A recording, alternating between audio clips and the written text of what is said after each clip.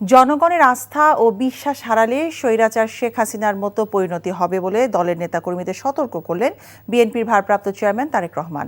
বলেছেন, জনগণের চাওয়া থেকে লক্ষ্য ভিন্ন হলে ছিটকে পড়ার আশঙ্কা রয়েছে।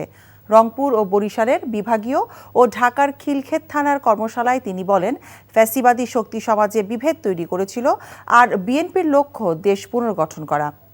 এ কে মইনুল হক এবং আক্তার ফারুক শাহিনকে সাথে নিয়ে ইমরুল হাসানের রিপোর্ট।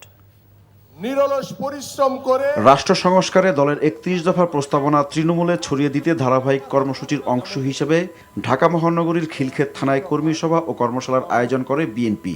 সকাল থেকেই হাজারো নেতাকর্মী হাজির হয় সেখানে।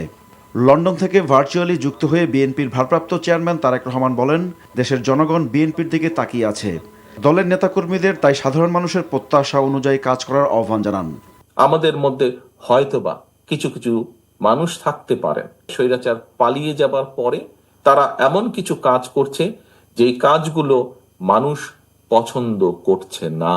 আজকে আপনাদের পরিষ্কার একটি কথা বলি, আপনার লক্ষ্য বা উদ্দেশ্য যদি মানুষের আস্থা অর্জন না হয়ে থাকে, আপনার উদ্দেশ্য অন্য কিছু হলে দুদিন পরে আপনি ছিটকে পড়ে যাবেন।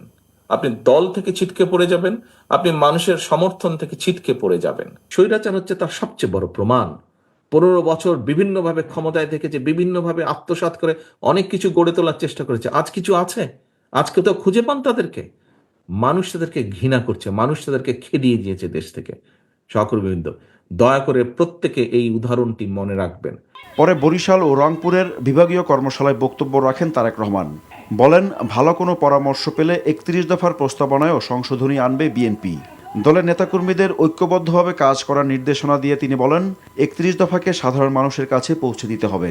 পলাতক স্বৈরাচার যেরকম ক্ষমতায় টিকে থাকার জন্য সব জায়গায় বিভেদ তৈরি করেছিল, সব জায়গায় বিভেদ তৈরি করে সমাজের ব্যালেন্স, দেশের ব্যালেন্সটাকে নষ্ট করে দিয়েছিল।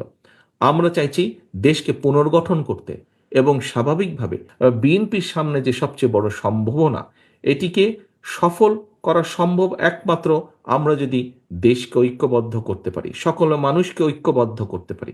হ্যাঁ, বিভিন্ন জনের বিভিন্ন মতামত থাকতেই পারে। ক্ষমতায় গেলে জাতীয় সরকার গঠনের কথাও পুনর্ব্যক্ত করেন বিএনপির ভারপ্রাপ্ত চেয়ারম্যান। খুব স্বাভাবিকভাবে। Imrul Hasan, NTV news, Dhaka.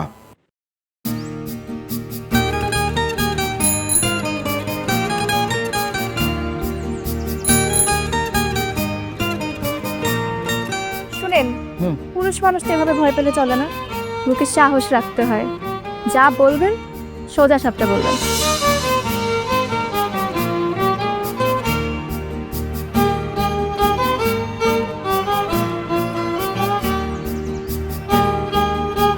তো এই শীতে যে শীতের কাপড় ছাড়া আসছো, এটা কি ঠিক আছে?